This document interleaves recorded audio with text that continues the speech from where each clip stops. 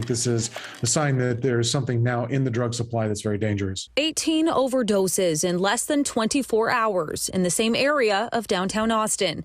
That's what paramedics found themselves in the middle of early Friday morning. Well, we had to get the word out to our crews because we were seeing the crews were having to give repeat doses of naloxone. And we're like, oh, okay, this is a little different than what we typically see here in Austin. That's why Chief Deputy Medical Director Jason Pickett believes whatever caused the overdoses was laced with something called xylazine and possibly fentanyl as well. Several of the patients that we had this weekend had no idea that they were using an opiate. They said, I was using cocaine, and then they woke up after being revived with naloxone. Fentanyl is not new, and neither is xylazine, a veterinary medicine used as anesthesia. But both are increasingly being used to cut drugs and create a strong high at a lower cost. We are working very closely with our partners at DEA on these kind of things because we have officers that are on task forces with them, as well as our prosecutors, our local, state prosecutors, as well as the U.S. Attorney's Office.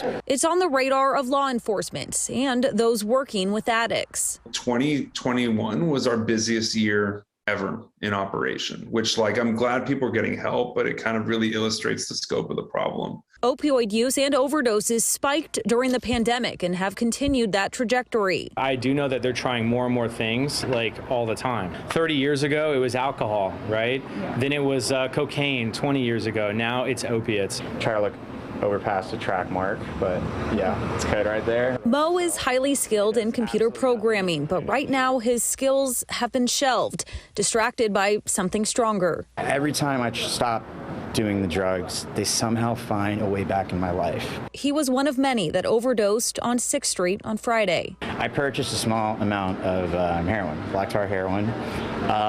It was laced with fentanyl. Next thing I knew, I was overdosed in the bathroom and on my way to a detox. With his 31st birthday on Monday, he's hopeful for the days ahead with people like David Naylor by his side. But Mo's story is a somber reminder. Really, the take-home point is that anything that you use out there can be contaminated with fentanyl or with the xylazine.